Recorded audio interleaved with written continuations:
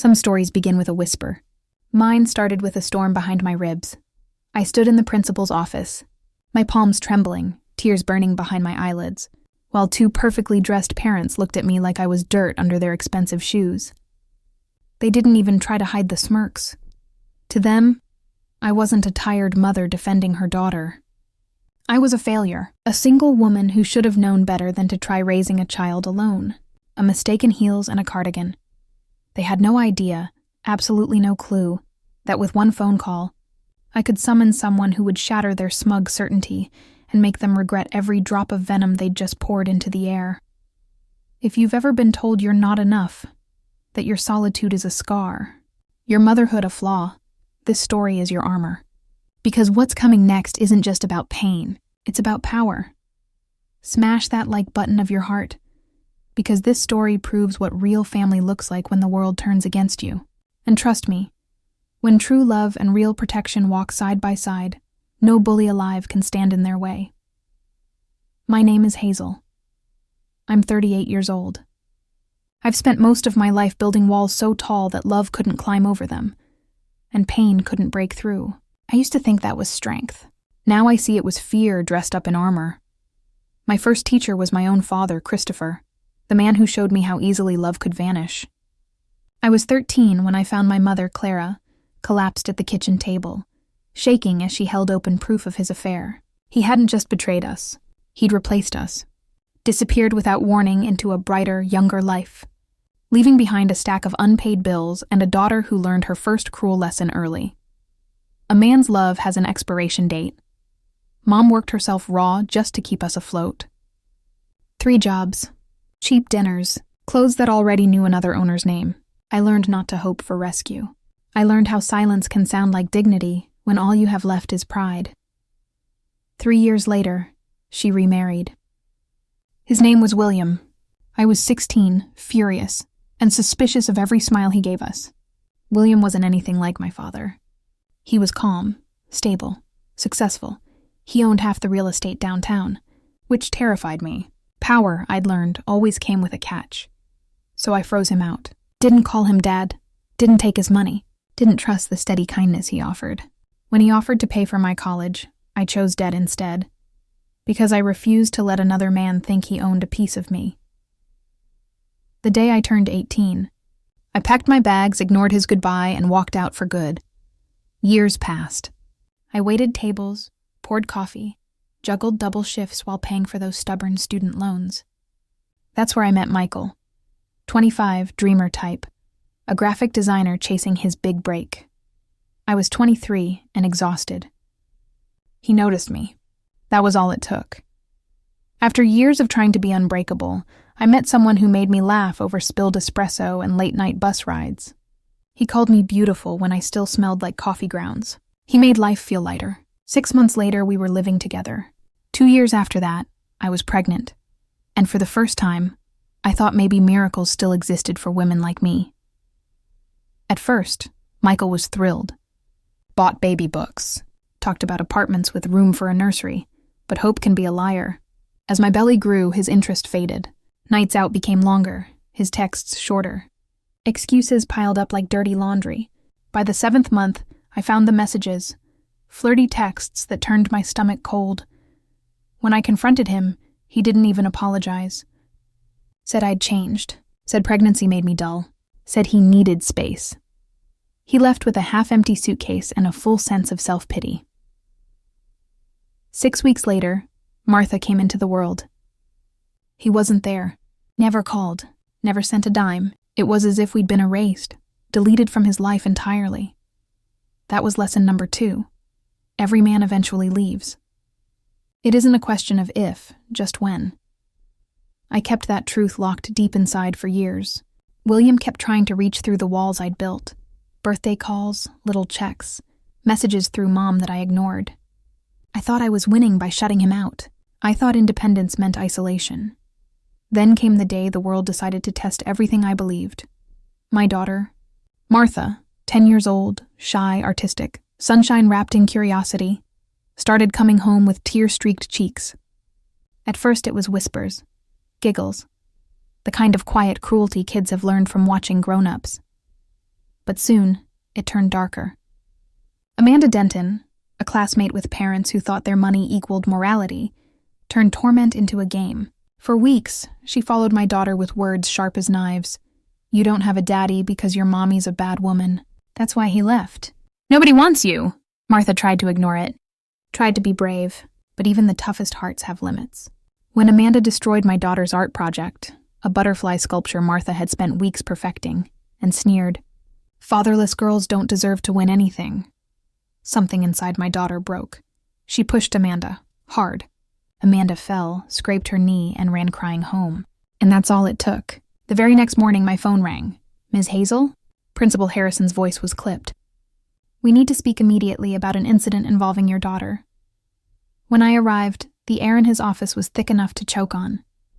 There was Principal Harrison, looking deeply uncomfortable behind his desk, and beside him sat Andrew and Amber Denton, dressed like they were court-bound, not discussing grade school drama. Andrew crossed one leg over the other, the sort of man who'd introduce himself as a lawyer before saying hello. Amber's perfume was so strong it made the room sting. She smiled, sharp and cold. "Ms. Hazel, thanks for coming," Harrison began. We have a serious matter to discuss." I started calmly. I explained everything. The weeks of taunts, the emotional bruises, the texts Martha had sent me begging not to return to school. I held up my phone to show them proof. That's when Amber's voice sliced through mine like a blade. "Enough," she said crisply. "Your daughter attacked mine." "Pushed her to the ground. That's violence." I blinked, stunned. She was defending herself after months of— Amber leaned forward, eyes glittering. "Children without structure act out, Ms. Hazel. It's sad, really. No father figure, just you, clearly overwhelmed. Some women simply aren't built to raise children alone." Her words hit harder than fists. I felt my stomach twist, my pulse roaring in my ears. Andrew slid a neatly typed paper across the desk. "We're prepared to keep this out of the police system if you sign this," he said smoothly. I looked down. It wasn't just an apology. It was a confession. A statement admitting that I had failed as a mother, that my unstable home caused Martha's aggression, that I accepted full responsibility for poor parenting. "You want me to say I'm a bad mother?" I whispered, hardly hearing my own voice. Amber tilted her head with mock sympathy. "We'd like you to take accountability," she said. "Maybe consider a parenting class, or a father figure program. Every child needs a man around. That's just biology." Even Principal Harrison looked uneasy, but he cleared his throat and said, "Ms. Hazel, until you sign and demonstrate remorse, Martha will remain suspended. We cannot allow violent students back without consequences." I sat there frozen, humiliated, gutted. They weren't just punishing Martha. They were punishing me for every choice I'd ever made, for getting pregnant, for being abandoned, for surviving alone. They were saying the cruelty I endured was my fault. And now my daughter was paying the price. I left that office in a daze. I didn't sign anything.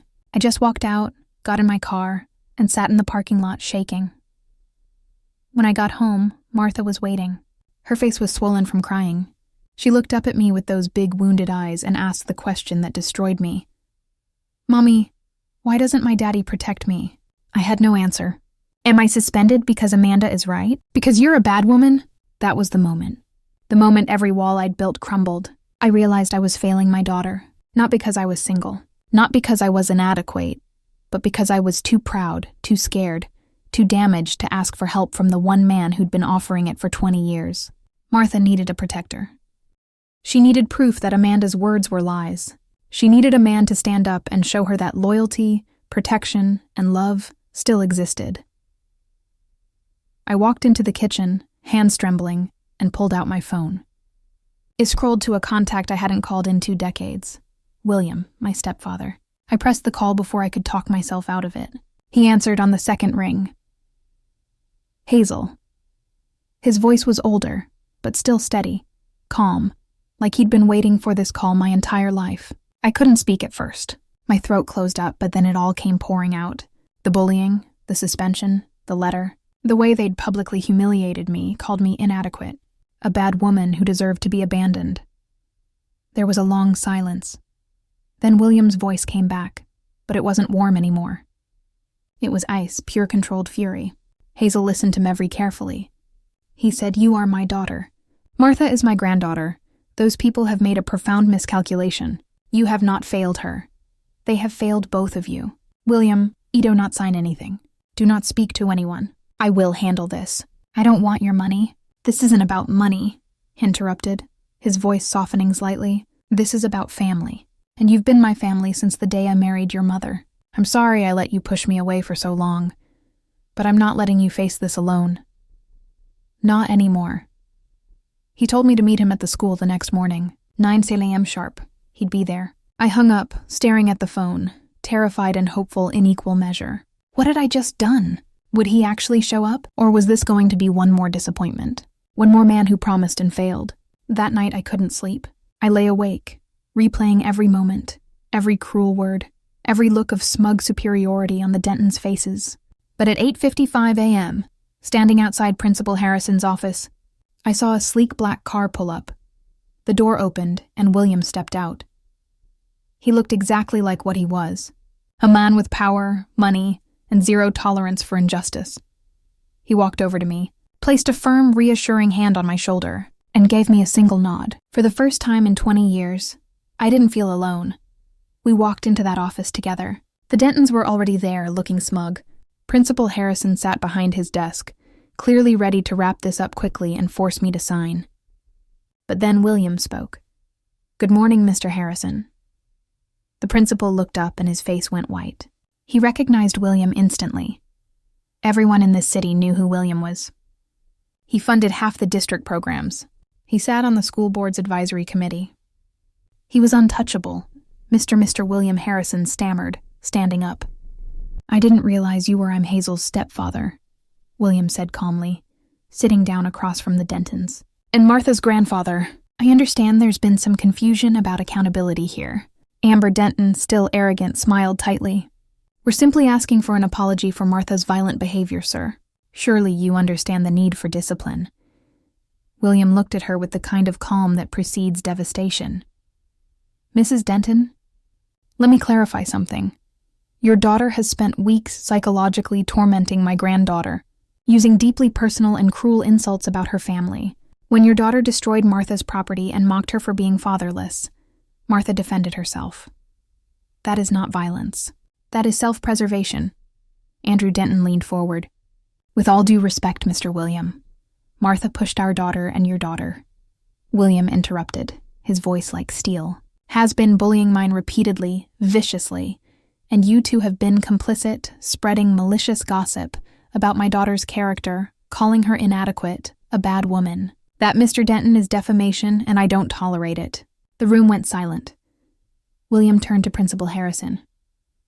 "Here's what's going to happen. You will reinstate Martha immediately with a formal apology from the school. The Dentons will issue a written apology to both Hazel and Martha, and their daughter will be required to attend a bullying intervention program. If any of this is refused, I will take this matter to the school board, the local media, and my personal attorneys. Your choice." Principal Harrison looked like he might faint. "Mr. William, I'm sure we can resolve this, then resolve it now." The Dentons' faces went from smug to panicked. Andrew tried to bluster, but William silenced him with a look.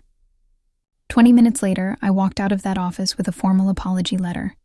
Martha's reinstatement and the knowledge that the Dentons had been utterly destroyed. William didn't gloat. He just squeezed my shoulder and said, "You're a great mother. Hazel, don't let anyone tell you otherwise." Walking out into the sunlight that day, I felt something I hadn't felt in decades. Protected, valued, loved. William didn't just win a fight. He gave me back my dignity. He proved that family isn't about blood. It's about who shows up when the world tries to break you. Martha got her life back. And I got my father. If you think William is the definition of a real father, smash that like button. If this story gave you chills, drop a comment telling me what you would have done and subscribe. Because every week we bring you stories where justice isn't just served, it's delivered with precision. See you in the next one.